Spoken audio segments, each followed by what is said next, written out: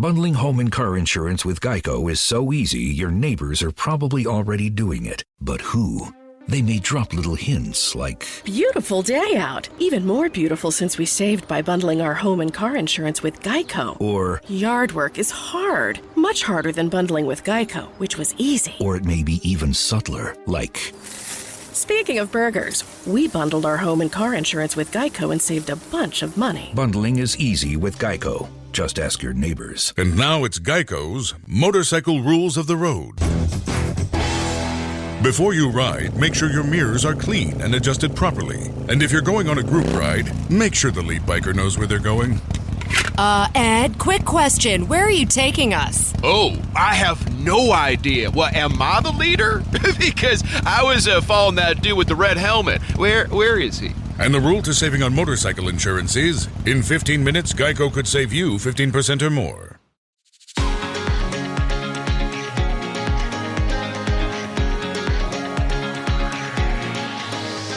All right, song of the day. For those of you who've been listening all week, you know I wake up every morning with a song. This morning it was my song. Well, Blue Magic. Blue Magic originally sang it back in the 70s.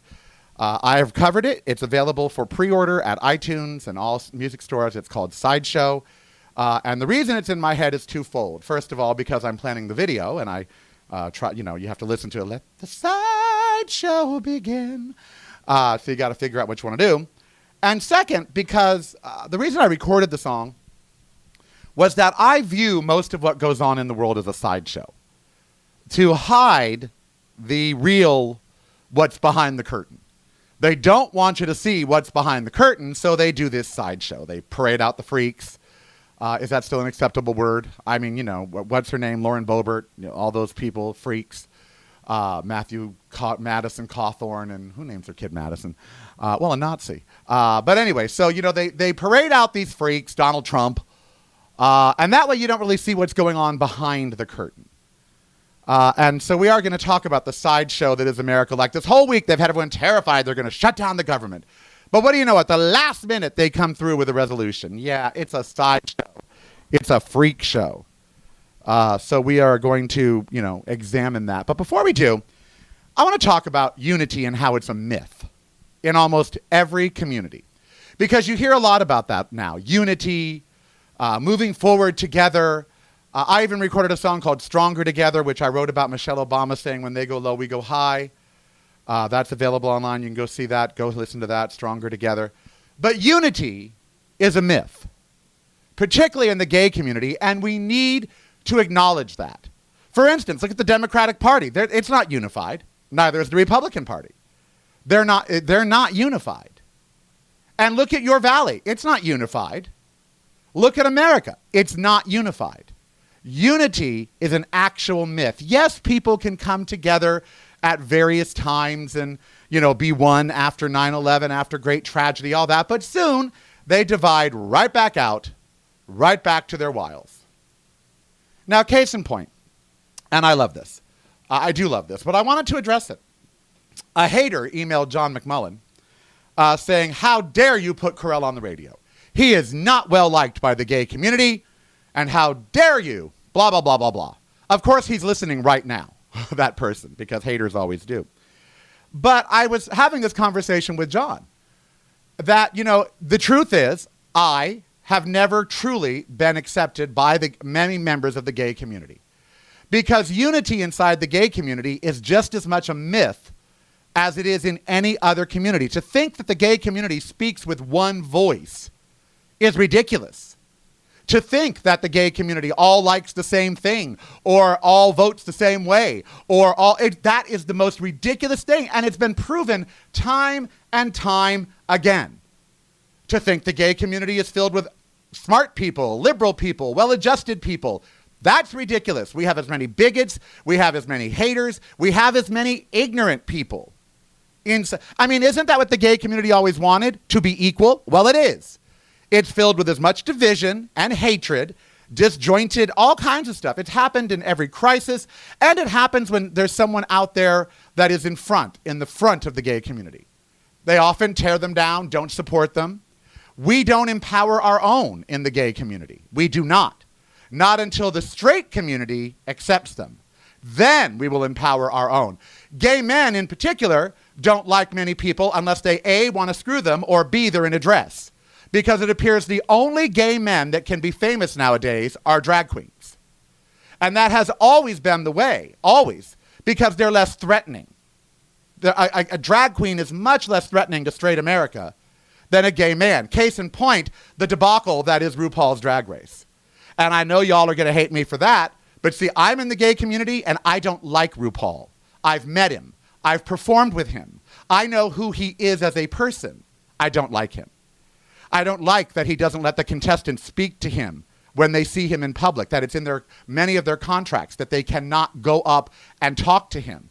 I don't like that RuPaul's multi-million-dollar enterprise, almost $1 billion enterprise, makes the queens buy their own clothes and then actually makes fun of some of them if they come out in something looking like from H&M, which is exactly what they did in the British RuPaul's Drag Race. I don't like that many of the queens that go on RuPaul's Drag Race have had to sell most of their belongings, had to borrow money, had to do whatever just to make money for RuPaul. The show could easily provide their wardrobe. But as of late, at last I heard, they don't. I went to DragCon once as a member of the press, RuPaul's DragCon. We would get text messages wherever RuPaul was going and be told not to approach him and not to speak to him. His event, invited media, don't go up and talk to him.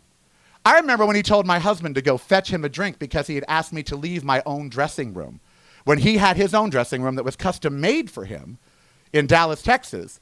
And I had a dressing room by the stage. And he comes and takes over mine because it was closer while I'm on stage. I go back to change after my set. My husband's in there, Andrew, and they ask us to leave. And I'm like, why? I've seen a black man in a dress before. So I don't like him. I don't like that he owns a ranch where there is fracking, and he allows it because we know that fracking is bad for the environment. I don't like that during BLM he remained silent and didn't send out one tweet in support of any of it. I don't like him because I've had personal relations with him, because I know how he treats people behind the scenes. And yet you will find just as many people who love him, but yet I always say, I like what he has done for the community. I like the visibility he has given these people. I like the empowerment that he has given the drag community. I like what the overall effect of RuPaul has done. I don't begrudge him his money, and I don't begrudge him his fame. It has served him and others well. I just don't like him. And that's okay. I don't campaign against him. I don't say don't watch RuPaul's Drag Race. I don't, Chad Michaels is a dear friend of mine. Many of the drag queens are. I support RuPaul's endeavors because of what he does for the community. But as a person, I don't like him. Because I am adult enough to know the difference. But to think that there's unity in the community, it's a myth. It's a myth in the black community to think there's unity. Look at Lil Nas X. I love Lil Nas X, okay? I do. I think he's doing more in 5 years than most gay activists have done in 50. And yet, he has so many haters, including in the gay community. So this notion that we don't turn on our own is ridiculous. We do. And the notion that we support our own unilaterally is false. Do you know at most gay pride festivals, now I haven't done one in 5 years, but at most gay pride festivals, the gay acts are asked to do it free and the straight acts get paid. I can't tell you how many times the gay acts don't get the limos, don't get the hotel rooms, don't get any of it. But then, and I know this for sure because a lot of my friends, like Thea Austin from Snap, Rhythm is a Dancer, we had a 2-hour conversation yesterday, Christine W., I know all the divas, Jeannie Tracy, I know them all. I've worked with most of them. And trust me, they get, the dining, the whining, the whole thing, but the gay acts, yeah, you can put your stuff over there. And this is from gay groups. The Advocate and Out and the gay media has been taken to task time and time again because up until the new crop of editors, there were more straight people on the covers than there were gay, just because the straight people were either attractive or pandering to us. So they get the cover. But the gay people? No. When Andrew and I made history at KFI Radio as the first and only gay couple to have a drive time show, the Advocate did give us a huge piece, sent photographers and everything. On the cover was Michael C. Hall from Dexter, or 6 Feet Under at the time. So we don't empower each other in the gay community as a whole, meaning everybody rallies behind the person. We barely even support our own in our own media. And it's the same in every community, Black, Hispanic, or Latinx as they call it now, on down the line. So this notion that we are all unified as a subgroup, that all Latins feel the same way, all Blacks feel the same way, all Asians like the same people, all gays like Lil Nas X or RuPaul or whatever, it's a myth. And it's funny because I've actually been out front and taken so much crap for the gay community. I have been fired because I was gay. I have been shot at. My house has been vandalized. When I said F Joe the plumber on air on KGO when it went out in the break, I had die of AIDS written on my garage, AIDS, gotta love that. I had a plumber's wrench thrown through my front window. I still have that. It said die fag on it. When I was fighting for 7 years to change California state law so domestic partners could sue in wrongful death and won that case, the straight media covered it extensively all over the country. 3 gay presses wrote about it. So, yes, I would love it if I was invited to every gay pride festival. But you know what? If I'm not, it's okay. It's fine because I'm still going to be me. I'm still going to be openly gay. I'm still going to fight for gays and lesbians across the board, no matter who they are, trans and everybody else. I'm always going to be unapologetically me in any situation. I've met presidents and said, I told John McCain on air, if that was him on the cover of the book, that he was hot when he was younger. Our program director, David Hall, almost fainted. Did you just tell a seated senator he was hot? Well, he was hot. Take a look. I'm always going to be me. Whether the haters hate it or like it, I can't really care anymore. And neither should you. You should not care what those in your community ultimately think about you, so long as you know you're a good person. So long as you know you're on the right side of issues. So long as you know that you're doing right by your family and your friends. If you're doing all of that, then who cares if every, white person loves you, if every black person loves you, if every gay person, who cares? Because you're never going to please everybody. There's always going to be people out there that do not like you, that don't even know you. That person that sent that email yesterday has no idea what I've done for the community. That all he should be saying to me is thank you. But instead of that, he gets a typewriter and he decides to say that the entire gay community doesn't love me. Honey, I've loved a lot of the gay community in many positions, and trust me, they loved me just fine. When we come back, the sideshow of it all, and how you can actually peek behind the curtain and see what's really going on in politics, local politics, and how you can start to recognize the sideshow for what it is. That this is all just smoke and mirrors. You don't want me to see this. We're going to talk about the things that we really do need to be looking at nowadays. Even if we're not unified, we still need to be pulling up that curtain and looking behind it. Song of the day, let the sideshow begin. And it got me thinking about the sideshow that is out there right now called America. And it's all a sideshow. In fact, my whole life, a majority of what goes on in America has been a sideshow to keep us from looking at the real issues. Because if you as an American saw America, American politics, and Americans for what they really are, you not only wouldn't like it, you'd either want change or you'd leave. And so they distract you with a sideshow. For instance, the COVID sideshow. I just heard in the top of the news about prison guards having lawyers trying to say whether or not they should be vaccinated. If you're a prison guard and you're not vaccinated, get the hell out. And why are lawyers weighing in on medical issues? Because most of what's happened with COVID has been a sideshow. The minute it turned financial, when Trump's White House said, well, this is all great, but the economy, and the minute I heard the word economy, whenever you tie a public health crisis to economics, you're doomed. AIDS became a social issue. It stopped being a vaccine, or it stopped being a virus. My first book is called You Can't Say That, because I've said things about AIDS that people did not like, particularly gay people. But so what? Gays themselves treated AIDS as a social disease, and it caused it to spread in our own community. When they were screaming about, oh, we can't close the bathhouses because that means you're just going to try to round up. No, it was a sexually transmitted diseases, and bathhouses are a place you go to have sex. Of course, they should have been closed at the beginning of the crisis. That was a public health decision. But gays made it a social issue. And so AIDS became a social issue about them against gays. And yes, there were many people who didn't care about AIDS because it was a, quote, gay disease. And yes, there were social implications. But to make the CDC and to make other agencies that deal with just health actually have to do things differently because it was a social issue is ridiculous. And it's the same thing with COVID. To make these organizations do something that they would normally do, but then now they can't because of politics, that's stupid. To make COVID an economic fact, to just make that the part of COVID that everyone talks about. Oh, the economy. Oh, your job. Oh, that's ridiculous. Other countries granted a universal basic income the minute COVID started. Canadians, Australians, they're still getting theirs. We didn't. We said go back to work. After 9/11, what did we say to do? Go shopping. All America cares about is corporate life, and that's what this COVID sideshow is hiding. That it's not about you or me surviving. It's about the 1% and their profits during COVID.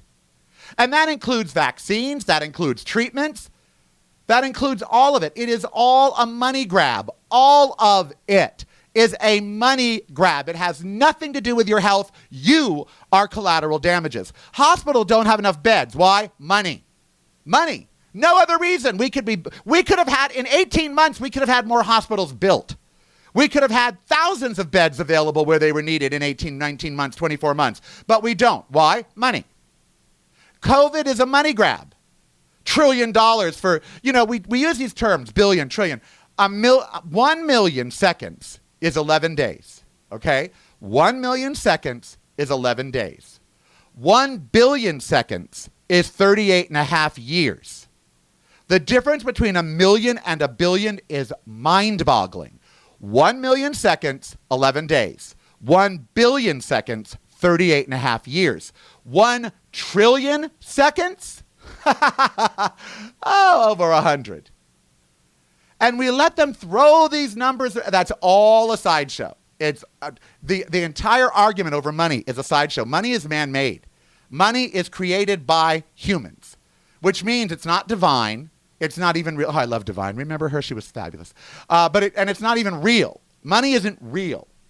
Okay, it's not an element. It's not air. It's not fire. It's not water. It's a created thing on paper, a number on paper. People die every day because someone wants a number in this side of the ledger instead of that side. That's what's behind that smoke and mirror, that curtain, that sideshow. The recall was a sideshow. The thing behind the curtain, MAGA wants to rule every state. MAGA is attempting a coup in the United States of America. We won't talk about the coup. We won't convict Trump of leading a coup. We won't put these people in. One of them's in jail for 45 days. There are people that have gone to jail for pot for decades, for possessing marijuana for decades. Commit treason, go to jail for 45 days. It's a sideshow. The trials are all sideshows. Why? To hide the fact that a coup happened and it might still be going on. You have to pull behind the curtain. You have to look at what is really going on. Because nowadays, it's all social media should be shut down. What? Yes. What is the John, help me. It's the section that protects all the internet people. Section something or article something that protects Zuckerberg and protects all of them. And they say, oh, if you take it away, there'll be no freedom of speech on the internet. Oh, I'll look it up. But that doctrine, which protects Zuckerberg, that's smoke and mirrors. The internet would be just fine and would survive if we made sure that Twitter and Facebook and Instagram were actually responsible, and YouTube, for their content. That they took the hit if something was wrong with the content. But no, we protect them. Why? because social media ain't about you connecting. It's about them making money. Pull back the blinders, honey. Let the sideshow begin. You can get my podcast. It's National Podcast Day, by the way. You can get my podcast anywhere that podcast stream. I'm watching Only Murders in the Building, and they're doing a podcast on it. It's like one of the best TV shows that have ever happened. Steve Martin and Martin Short are the Jerry Lewis and Dean Martin of our time. If you're not watching it on Hulu, you should. Selena Gomez is wonderful. It is really a marvelous, marvelous show. And tomorrow we'll talk about that with Manny, the movie guy. And I'm so glad you're joining me today. Section 230 is what I was looking for in the last segment. That is what protects social media companies from what you or I would be held liable for. They're not. For instance, in the news just now, you heard them say that Mark Zuckerberg knew. He had a report that said teenage girls are actually killing themselves or endangering their lives because of Instagram. Now, he knew that. Did he immediately shut it down or make changes? Nope. Why? A, he can't be held liable. Section 230 says not responsible for what people post. So you open a store and you sell poison and people die from it, but there's a clause in the law that you can't be sued for selling the poison, for putting the poison on the shelves. You are not responsible for what people do with your poison. So it's a ridiculous law. Again, it's a sideshow. They say that Section 230 protects internet providers. No, it doesn't. It protects the internet, keeps speech free. No, it doesn't. It just protects people like Zuckerberg from litigation that they should actually be subjected to. And that is part of the sideshow. 760-699-0202 is the number. John, do you ever plan on retiring? Speak to me, John. Do you ever plan on retiring? Do you have in your mind an age or a time where you're just going to retire? That will be impossible. Not because I don't want to, but financially? Yeah. Now you live in a place that's it's a gay capital and a retirement capital. A lot of retired people out there. So a retirement place now. I mean, the average median age now is back into the 30s. Well, young people, yes. I think about retirement just like you. I will never be able to retire for two reasons. I never want to. I always want to be Carell. But also, the money. It's just there's never going to be, enough there. I wonder, is retirement a myth, do you think, now in America, that we're told that if we work hard for the man our whole lives, that then we can retire, but we really can't. It's a myth, correct? It's not possible. Yes. I agree. And I want to talk about that this morning because so many of you are of the age, if you're over 40, you're of the age where you might be thinking of retirement. Now, as an entertainer, I want to be Tony Bennett. Okay, I do. He just did his last gig ever with Lady Gaga, and the man still could remember words and still could sing, and their video will make you cry. But he's in his late 80s or 90s, I believe. I don't know. I mean, I think he's computer. How old is Tony Bennett? It'll tell me. 95. So he's right behind Betty White, and he's still working. Betty White still works. She's going to be 100 next year. We must protect her, put her in a bubble. I don't ever see Dolly Parton retiring. She's always going to... So it depends on your job, first of all. And John, by the way, you'll never retire. Not because of money. You'll never retire because you bleed and breathe radio. You just do. It's in your DNA. And you will always be doing something around radio, television, entertainment. It's just who you are. Although, I don't know about you, but I could change who I for a house in France. I could, be Tina Turner and say bye. Exactly. And she did it. Tina Turner said, I'm done. No more concerts. No more anything. I'm old. I'm going to go be Tina Turner in a villa in France. Leave me alone. Where she had, I think she had a stroke and a kidney replaced. But she did retire. There are entertainers who do, but I just don't see myself retiring. So I wanted to pose the question. I know we've gotten some text this week. I know the radio station is new, radio111.com. But I know you're out there listening. Even the hater is listening, probably. Do you ever plan to retire? Do you have a plan to retire? Do you have a financial plan? Do you have a 501k? I don't even know what they're called because I don't have one. Or a Roth interest IRA, another thing I don't have. Do you have those? Do you know that if you want to live on like $70,000 a year, which in 5 or 10 years will be nothing, that if you plan on being retired 20 years, that's $1.4 million that you have to have in the bank, or at least have as assets working for you? Do any of you have, if you're 30, you're supposed to already have hundreds of thousands of dollars saved. If you're 40 and 50, you're supposed to have, I think if you're 50, you're supposed to have over $500,000 already saved in the bank. How many of you are 50 and have $500,000 liquid in the bank? How many of you? Raise your hands. My hand is down. So retirement, it's a sideshow. They dangle this notion that if you work your whole life, you'll be able to retire. Yeah, in poverty. Social Security ain't going to pay for anything. A 501k might help you. But again, you might say, well, I've got $100,000 saved for retirement. Well, at $50K a year, that's 2 years. At $25K a year, that's 4 years. The math of America is such that retirement is really a myth. I meet people all the time. My neighbor Drew is 73 years old and he works at a Dottie's casino where he got punched in the face last week because he asked someone to put on a mask.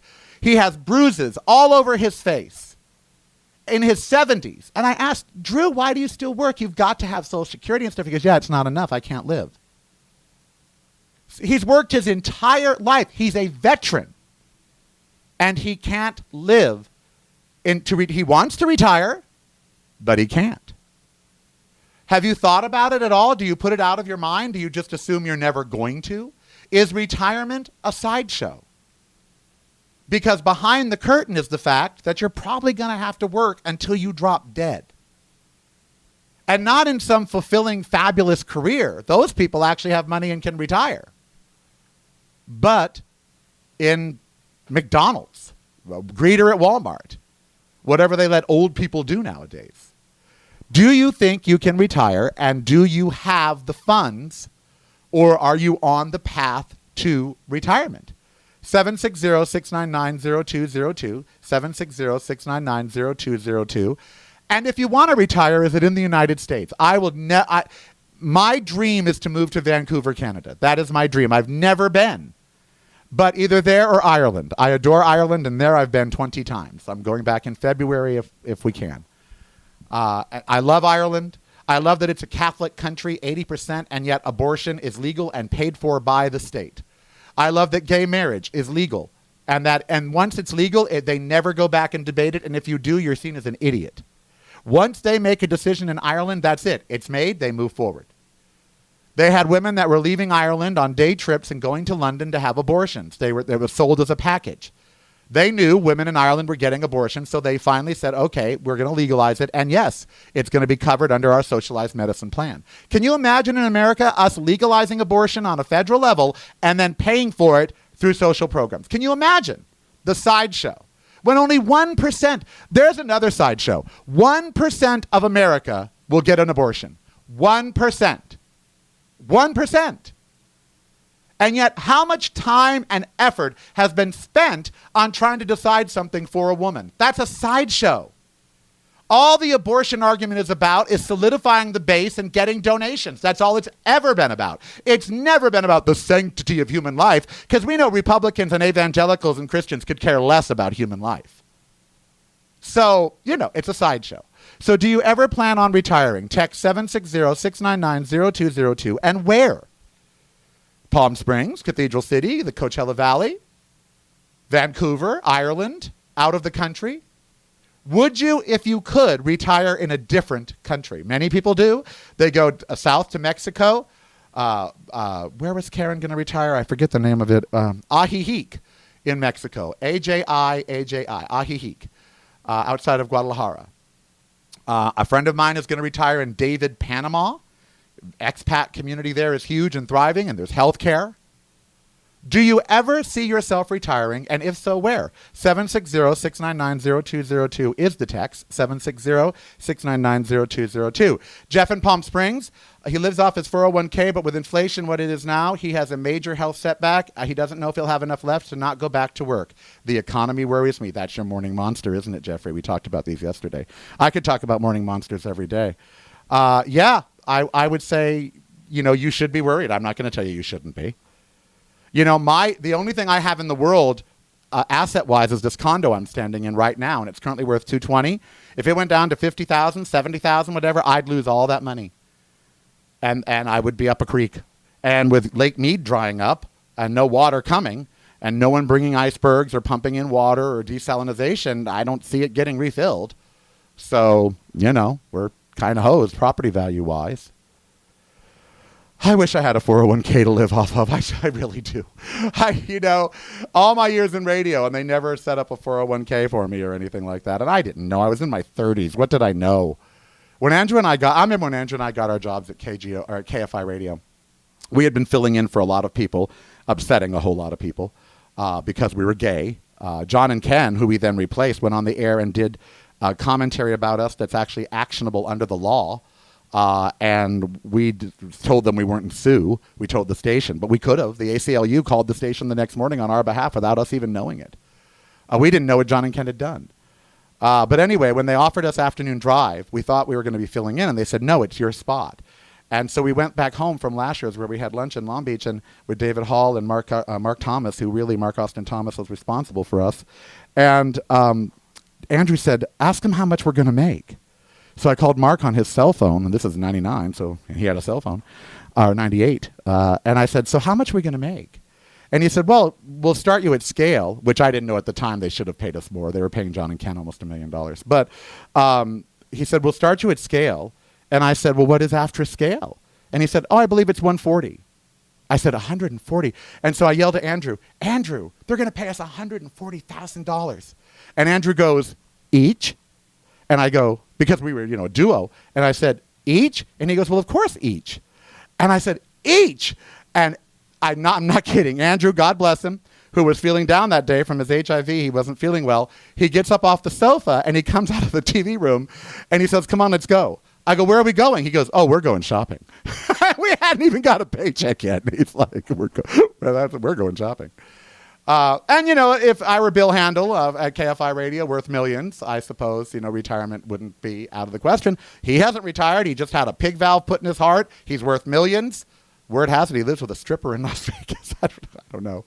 But he hasn't retired yet, and he's got to be almost 70. So are you going to retire? And if so, where? Maybe we'll have to move to Oklahoma. John, that's not retirement. That's hell. that's you're not retiring if you have. I've thought about that. Right now in the economy, if I sold my home, I don't have the money to move to a city that I want to live in. I'd have to live outside of the city.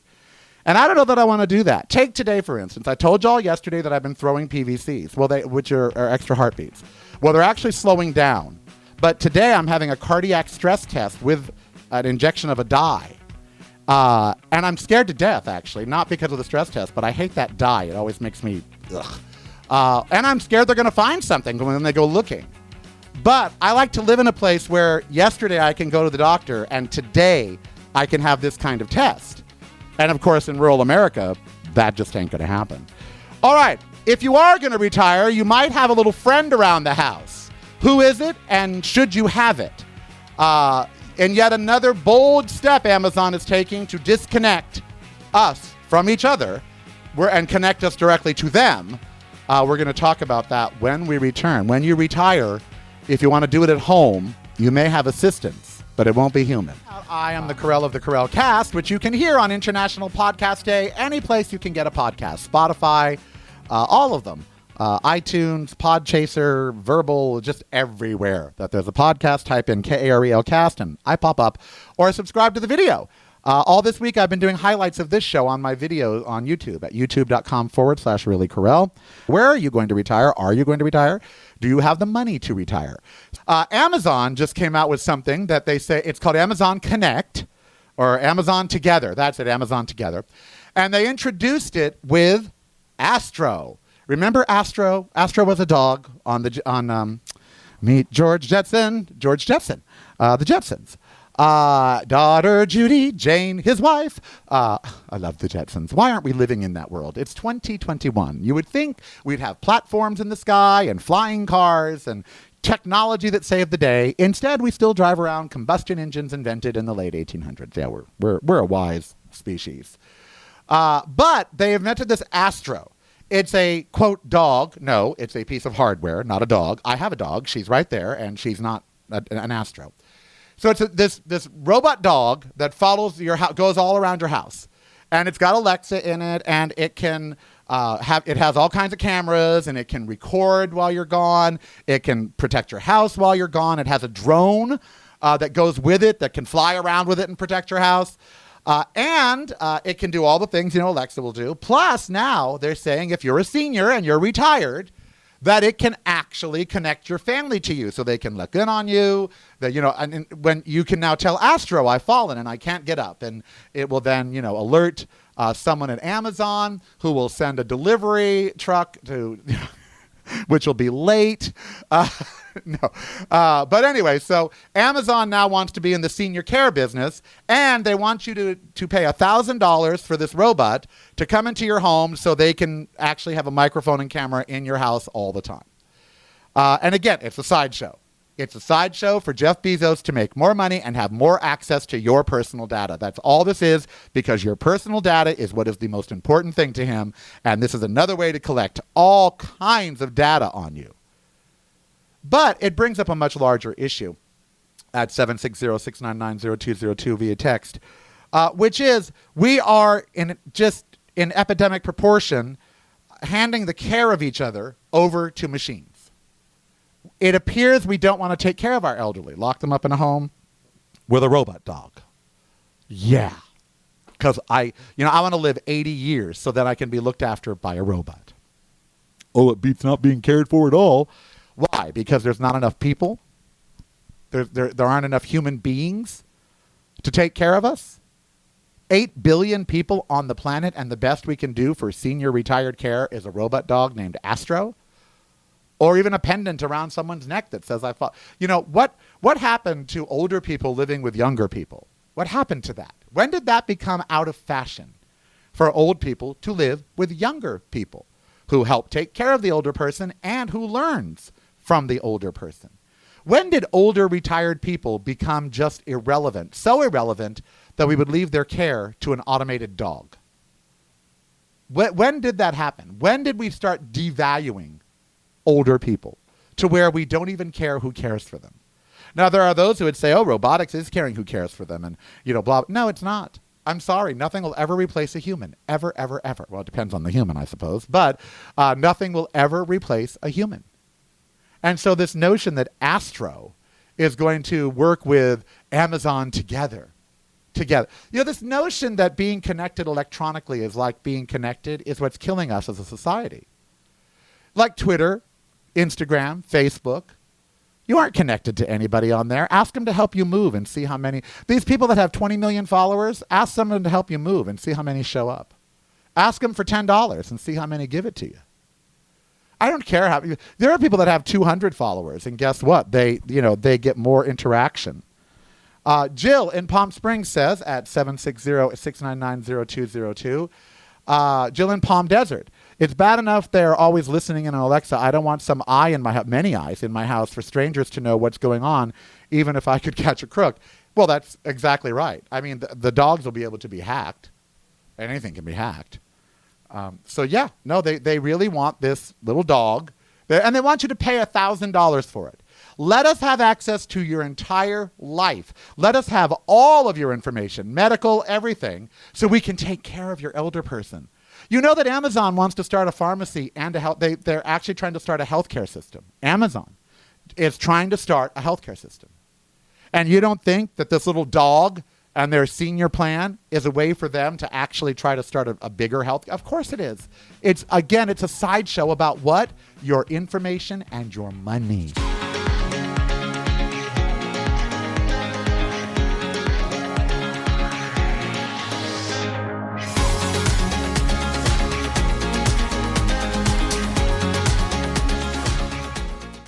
Get running this fall at Dunkin' with $2 medium iced coffees from 2 to 6 p.m. Try any of Dunkin's delicious iced coffee, like their signature original blend. Or treat yourself to mocha, caramel, or the fall favorite, pumpkin. Always freshly brewed, made just the way you like it. Make time for happy hour and enjoy a $2 medium iced coffee from 2 to 6 p.m. Washington, D.C. runs on Dunkin'. Participation may vary. Limited time offer. Exclusions apply. Win your share of $1 million with the Bet Rivers Beat the Spread Challenge. When you bet on pro football games at Bet Rivers this season, you can win weekly and season-long prizes. Every time you beat the spread, you'll earn points and move your way up the leaderboard toward the top prizes. See official rules for details. Download the Bet Rivers app or go to betrivers.com and start winning. Presented by Rivers Casino Portsmouth. Must be 21. Playable in Virginia only. Gambling problem? Call 1-888-532-3500.